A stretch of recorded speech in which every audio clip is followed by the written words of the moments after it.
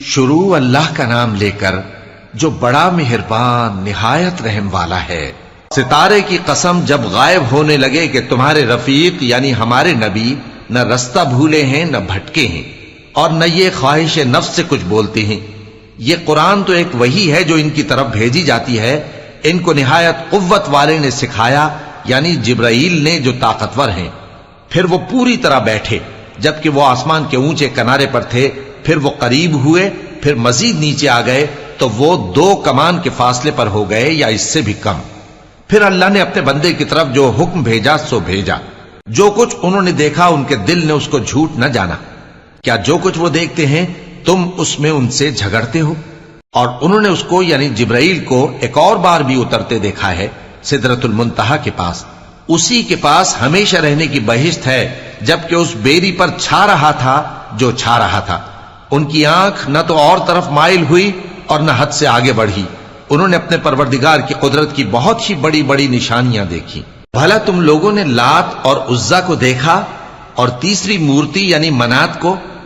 مشرکو، کیا تمہارے لیے تو بیٹے ہوں اور اللہ کے لیے بیٹیاں؟ یہ تو بہت ہی بے انصافی کی تقسیم ہوئی۔ وہ تو صرف نام ہی نام ہے جو تم نے اور تمہارے باپ دادا نے رکھ لیے ہیں، اللہ نے تو ان کی کوئی سند نازل نہیں کی۔ یہ لوگ محض خیال و گمان اور خواہشات نفس کے پیچھے چل رہے ہیں، حالانکہ ان کے پروردگار کی طرف سے ان کے پاس ہدایت آ چکی ہے۔ کیا جس چیز کی انسان آرزو کرتا ہے وہ اسے ضرور ملتی ہے؟ سو آخرت اور دنیا تو اللہ ہی کے ہاتھ میں ہے۔ اور آسمانوں میں بہت سے فرشتے ہیں جن کی سفارش کچھ بھی فائدہ نہیں دیتی مگر اس وقت کہ اللہ جس کے لیے چاہے اجازت بخشے اور سفارش پسند بھی کرے۔ جو لوگ آخرت پر ایمان نہیں لاتے وہ فرشتوں کو لڑکیوں کے نام سے موسوم کرتے ہیں، حالانکہ ان کو اس کی کچھ خبر نہیں۔ وہ صرف خیال و گمان پر چلتے ہیں، جبکہ خیال و گمان حق کے مقابلے میں کچھ کام نہیں آتا۔ تو جو ہماری یاد سے روگردانی کرے اور صرف دنیا ہی کی زندگی کا خواہاں ہو، اس سے تم بھی منہ پھیر لو۔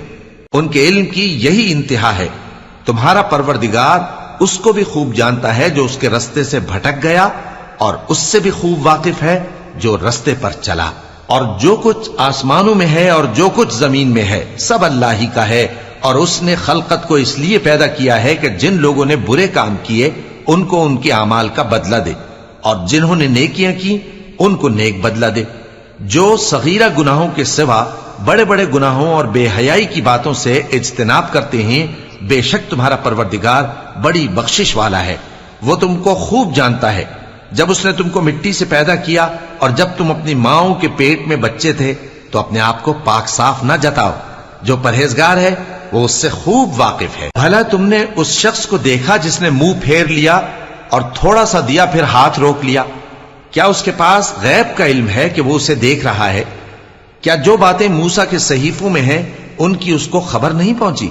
اور ابراہیم کے صحیفوں کی جنہوں نے حق کے طاعت اور رسالت پورا کیا، وہ یہ کہ کوئی شخص دوسرے کے گناہ کا بوجھ نہیں اٹھائے گا، اور یہ کہ انسان کو وہی ملتا ہے جس کے لیے وہ محنت کرتا ہے، اور یہ کہ اس کی محنت کا جائزہ لیا جائے گا، پھر اس کو اس کا پورا پورا بدلہ دیا جائے گا، اور یہ کہ تمہارے پروردگار ہی کے پاس پہنچنا ہے، اور یہ کہ وہ ہنساتا اور رلاتا ہے، اور یہ کہ وہی مارتا اور جلاتا ہے، اور یہ کہ وہی دونوں جوڑے یعنی نر اور مادہ پیدا کرتا ہے یعنی نطفے سے جو رحم میں ڈالا جاتا ہے، اور یہ کہ قیامت کو دوبارہ اٹھانا اسی کا ذمہ ہے، اور یہ کہ وہی دولت مند بناتا اور وہی مفلس کرتا ہے، اور یہ کہ وہی شیرا نامی تارے کا بھی مالک ہے، اور یہ کہ اسی نے عاد اول کو ہلاک کر ڈالا اور سمود کو بھی، غرض کسی کو باقی نہ چھوڑا، اور ان سے پہلے قوم نوح کو بھی۔